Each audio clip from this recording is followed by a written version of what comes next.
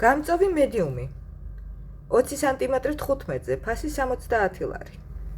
გამწოვი სტანდარტი 82 ლარი.